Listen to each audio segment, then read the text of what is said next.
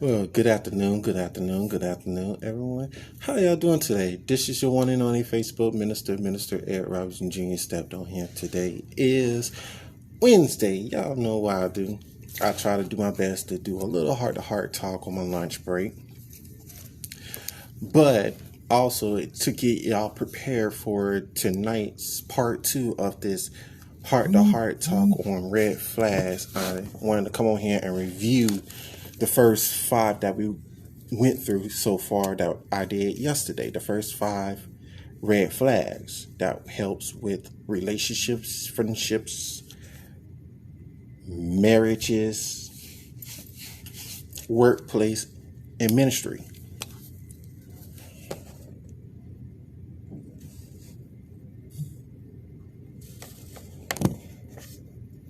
So I wanted to just go over them red flags right quick.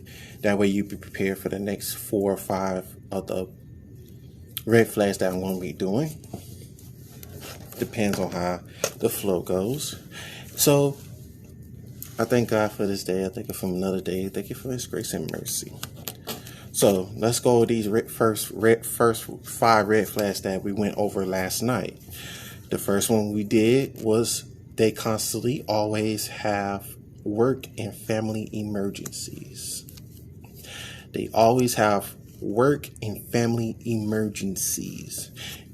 You know how usually when it comes down to, okay, y'all set up a day to meet up, you set up to go out on a date or just to meet and greet, just to get to feel somebody and get to know them more better than what you're doing just over the phone. So you want to eventually meet the person. Now, it seemed like every time y'all set up these meetings and everything, it seemed like this person is always canceling at the last minute. Oh, I had to go in to work, somebody didn't come in. Or something going on with my child. Or something going on in my family. It's like it's always constant.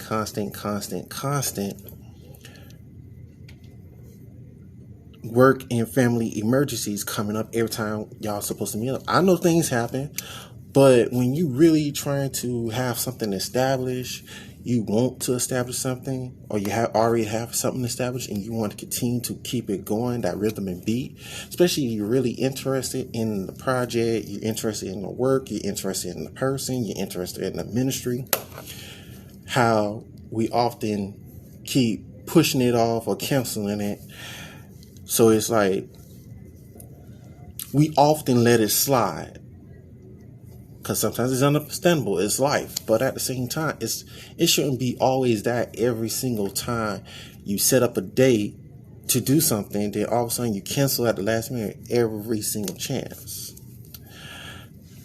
But always keep in mind, some people hide behind work or family issues when there's when they're embarrassed about a new relationship. That means in a way they're scared, they're nervous, they too concerned that, I'm going to get hurt again in this new relationship, or this person may have the potential to hurt me, so forth. We all been through that road. We've been on that road so many times in our lives. But for us to really be happy, we talking about we want that good significant other, that good person that's going to be our spouse, that forever, or this good job, or this work in this ministry and be able to do what God's called us to do. It's eventually to a point we need to stop being so scared of something new, doing something different, and just say, okay, God, you with me, be with me.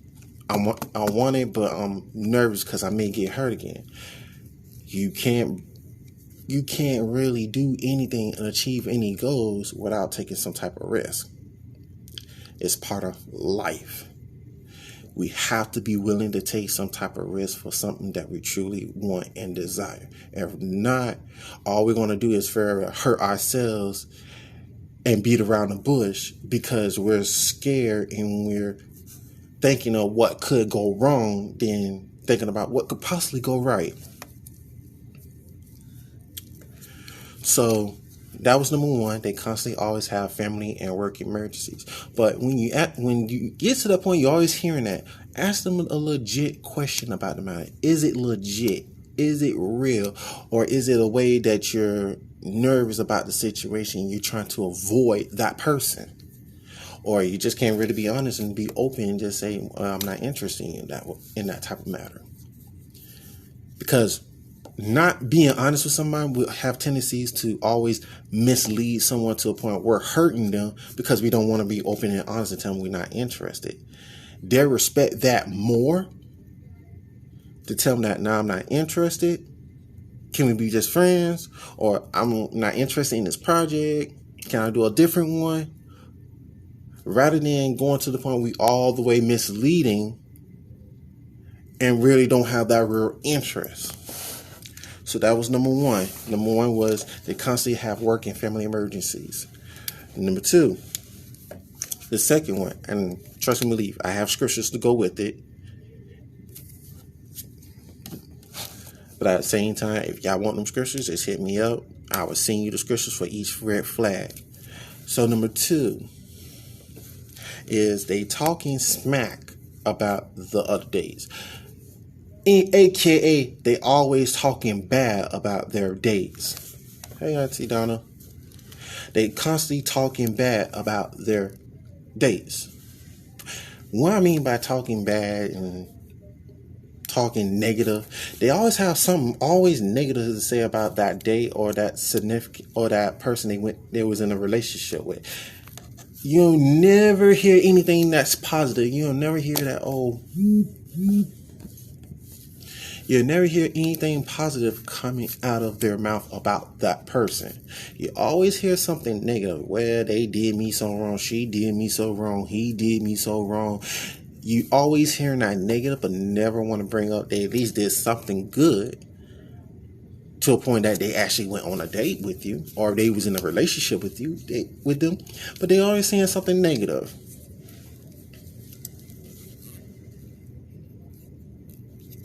But dating is hard. That is a factor. But there's no getting around that and ensure that sometimes it becomes apparent over a couple drinks or a second drink that there's no chemistry. But someone who has nothing but negative things to say about everyone they've ever seen indicate they don't hold themselves accountable for their part in these dud dates, which is a major red flag. So you hear them always talking about the negative about everybody, talking about if they do that with talking about everybody else, imagine you go on a date with them and you hang out with your friends, you work at this place. If they always having something negative to say about their coworkers, about their dates, about their past relationships, and about some of the people in the ministry, imagine what they could possibly going to say negative about you. So keep that in mind. Because that shows and indicates that they don't hold themselves accountable for the choices and the decision that they made to want to be in that going that date that didn't go no further. They chose to be in that relationship that they got either verbally, physically, or mentally abused.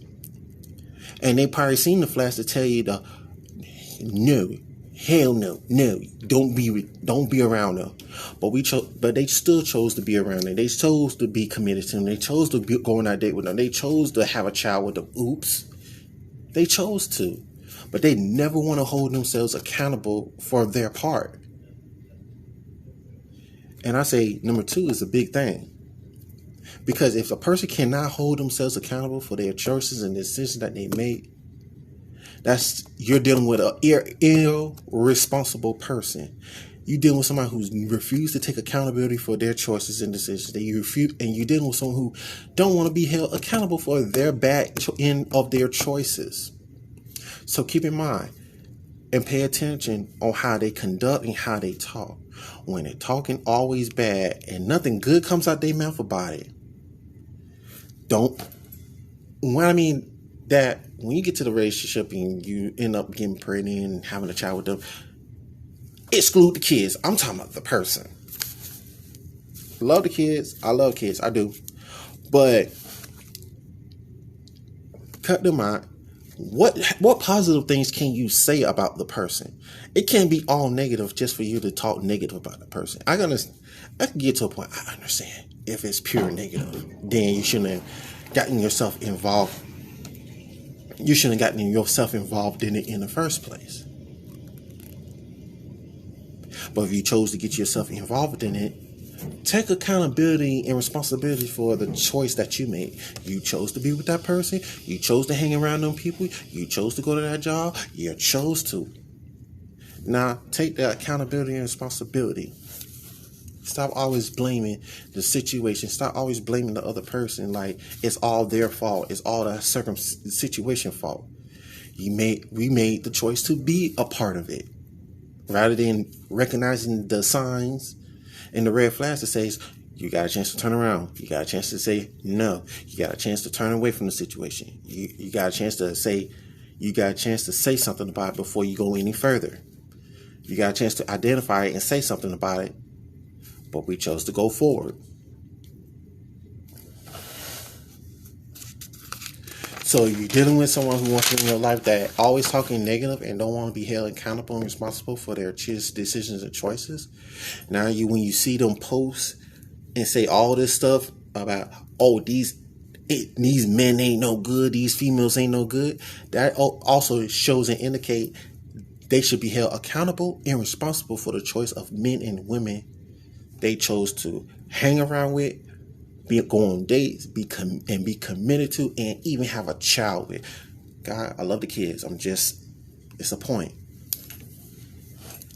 Point number 3, red flag number 3, is they stop having sex with you. They stop having sex with you. So in this part, you know, we still do what they do. I could slap every scripture in the word of God to tell you should wait to marriage to have sex. But at the end of the day, we still going to make our own choice. But it has to be discussed. They start having sex with you. You know how you get to that first point? That is the example. You be having sex at least three times a day. So pretty much when you do 3 times 7 is 21. You have sex 21 times a week. Imagine adding 21 times 4. You've been having sex with this person about 84 times a month. Now, all of a sudden, that number drops down to 14 times a week total. Then it drops down to just 7. That means having sex once a day. The number drops. So this is an indication that the chemistry and the sexual chemistry is being jacked up and screwed up because either something's going on with that person or somebody is interfering with the chemistry that you and him have, or you and her have. So that's signs, miracles, and wonders saying there's a verge of somebody's doing something that you're not doing. That's a verge of somebody's having a cake and eat it moment. So let me read it. An unexpected change in sexual behavior might mean something or someone is throwing your partner off. Other touching, like holding hands, does matter too. But when it comes down to physical intimacy, a notable change in your sex life is the biggest indicator there is a problem. So there, often when you see when you feel it and you start noticing it, that means there's something going on because of the fact of when you don't have sex at least a total of 21 times a week. That means 3 times 7. And you drop down to 14 times a week. That's when you totally adding it up. When you do it at least twice a week, 7 days a week.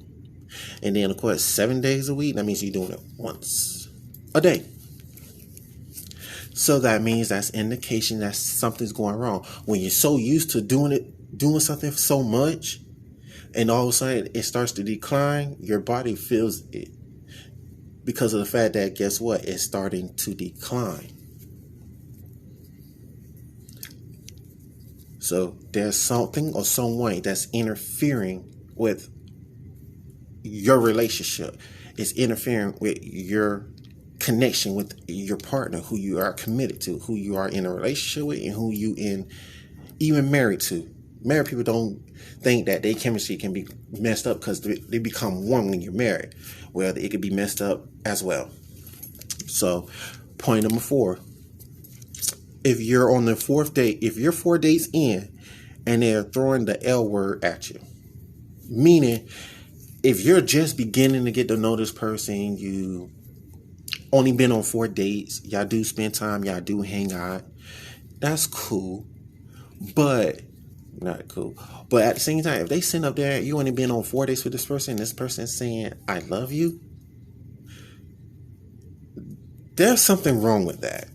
You've been on 4 dates and you're throwing I love you out. I can understand I love you with the love of God. I love you with the love of Christ. Yes, understandable. You supposed to love. The Bible states that you're supposed to love one another. You're supposed to love thy neighbor as thyself. Yes, but you're 4 days in, you tell this man or this woman you love him, something's up. Being in love is a wonderful thing. And if you and your partner are both there early, it's cool.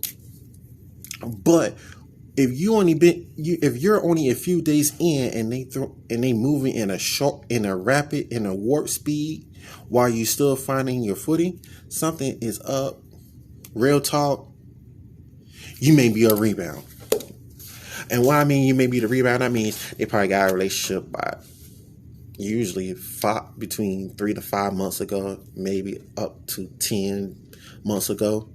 Mostly, when it's between at least 3 to 8 months ago, it's fresh. And it seemed like rather than it being extra real love, they looking for it's a rebound. It's literally a rebound because they just got out of a relationship, and it's like, or it's to a point that it got so far in that relationship that guess what? They was living together. Now they're not living together no more. I guess that person, that man or that woman, whoever, is looking for a quick knock-up relationship to a way that it's to secure their funds, food, and keeping the roof over their head. So pretty much, guess what happens? Some people often will sit back, heal, and recover from the previous hurt.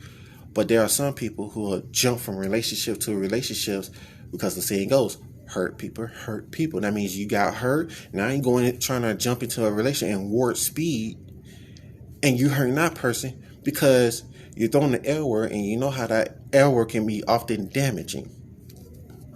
So if they're throwing the L word with you early, just brace yourself. You may be a rebound. And number 5, before I have to go back to this classroom with my students, the 5th one is they avoid uncomfortable conversations. They avoid uncomfortable conversations. You know that time at that point when you're still getting to know that person, you need to really have that talk, or you're committed to this person, you're committed to whatever, and you need to have questions. You have questions that's wandering in your mind, in your heart, that you need to get out, and you need to have that talk with that person. And you see that they trying to do whatever they can to avoid having that conversation with you that needs to be had. That often tells people about it, and they refuse to communicate. And part of anything is communication. You can't expect to forge a bond with someone who deflects serious conversations. That means if they constantly finding every ways to deflect having that conversation that y'all need to have. Like example, what are we taught? That means you want to know where y'all stand at. You want to know what y'all about. You want to know where it's going. What are we? But then, even in your friendship, your relationship, marriages, work-wise and ministry-wise, you want to know where you stand at your job. You want to know where you stand at in your church ministry. You want to know where you stand at in this marriage. Hey, how you doing? You want to know, you want to know where you stand in this friendship, in this relationship with a particular person or people. You want to know where you stand at. You don't want to go around wondering and you still cool with these people, you still committed this person, and you don't know where it's going.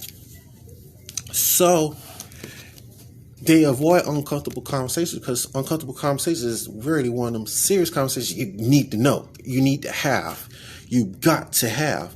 Because the fact is, you don't have these conversations, then you're going to, not calling nobody stupid, don't be offended, you be stuck on stupid mode. Meaning, you stupid enough to still sit around being led blindly. That's what it means of being in stupid mode. I'm not calling nobody stupid. I ain't saying you stupid. It's just, if you choose not to have these conversations, we will forever be acting dumb and wondering, or blindly leading somebody, being around somebody and being misled, and it's not going in the direction that you was praying and hoping it was going in. So number 5, we have to have these people, they avoid uncomfortable conversations. When people who refuse to communicate about the state of their relationships, their friendships, even in their job, even in their ministry, they typically don't want to have something real. They don't want to be really fully and committed. So think about that. Just know, when you get that far and go that deep, if you really want to know where you stand with somebody, have that type of conversation. See how they conduct themselves. Some people will do this. Well, you know what we is. You know what I'm talking about. We know how we do. We do what they do it and all that stuff. When they constantly trying to brush it off by just talking, as the example I just gave, like, yeah, you know what we are, girl. You know what we are, boy. You know, I don't need to answer that. When they choosing and refusing to answer that question, even though it seems simple to some of us, but we turn something so simple complex. But then by the time, if the right person, that right mindset is saying, well, I'm sick and tired of trying to figure out what we stand at. Well, if they don't want to answer my simple question, if they don't want to answer the question just to ask to say where we stand at, then I think I'm just going to unplug myself and go somewhere else, because I'm not going to be misled by somebody who can't answer a simple question and can't tell me or tell you or tell whoever, where do we stand at? They're the typical people who don't work on real commitment or can't handle a real commitment. Okay. They asked a question. How do you feel about giving your significant other an ultimatum? That's not, it's like, if it gets to that point, double. Okay. So if it gets to that point that card is being forced, if that decision is being forced, if you have to get to the point you have to give somebody an ultimatum, you're not really going to get the best them, because of the fact that they are going to do it because you threw an ultimatum at you. And the last thing you don't want is something done because you threw an ultimatum. If it gets to the point that they were choosing and refuse to stay and let you know, hey, what are we? And they beat around the bush, they dance around it and avoid having to have that conversation with you, that uncomfortable conversation with you. Often I advise people, don't always throw an ultimatum. Just get to the point, okay, say this person don't want to answer, let me unplug myself and see what he and she does. Because it should never always get to a point you have to throw an ultimatum at this man or this woman just to find out where you're standing at. Sometimes action shows it. Sometimes words and action show it. Words can say one thing, but your actions got to line up with it. If you talking and you're not backing it up with your actions, that tells you. If there's no answer out times, but the action shows it, then you don't have to worry about it, because guess what? It's often action speaks louder than words. If you're asking me where we stand, and if I'm going to show you where we stand at, that means you have your answer. But if I'm talking it and it's not lining up with my words, then it gets to the point that, well, I definitely know where they at now, because of the fact that their actions is not lining up with their words, so they really don't want a serious commitment. People don't want a serious commitment when they choose and refuse to communicate. Or if it's to a point in their life that this person, you try to always try to communicate, try to talk to them and have a conversation with them, let them know what's on your mind, what you think, and need to get it out, and they're choosing to avoid them type of conversations, then that automatically to the point that you pretty much getting ready to unplug from that person because you can't talk to them. But well, I gotta get ready to go back to this classroom with my students. That was the review for the heart-to-heart talk of the first 5 red flags that was done last night. So tonight, praying, depends how things go, because you never know with God these days. He likes to do things unexpected. I say 8:30 p.m. Eastern Standard Time. I will do the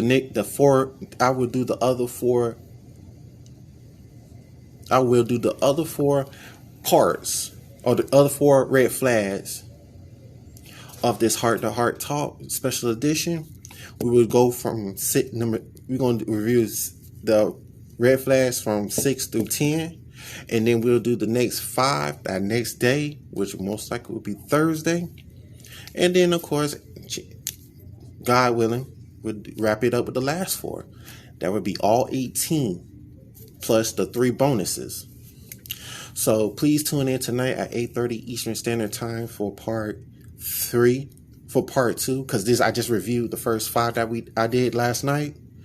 Please tune in this evening at 8:30 Eastern Standard Time for part 2 of the message. We go over the 4 other red flags that need to be discussed. And of course, there's always Bible scriptures that go with each point. So just keep that in mind. If you want the scriptures, please just say it in the comments or inbox me. I will gladly send you the scriptures to go with each point. Well, this is your one and only Facebook minister, Minister Eric Robinson Jr. This is my own personal ministry that I do on social media called Heart to Heart Talk Ministry. I also still am a minister at New Life Powerhouse Church of God under the leadership of Dr. Katie Haynes. She is my pastor. And y'all know how I like to wrap my session saying, I love y'all. I appreciate y'all. I thank y'all for tuning in. I thank you for the hearts, likes, and shares. Y'all have a God bless morning, afternoon, evening, and night. God bless y'all. I love y'all. See y'all at 8:30 tonight. Enjoy the rest of your day. Peace.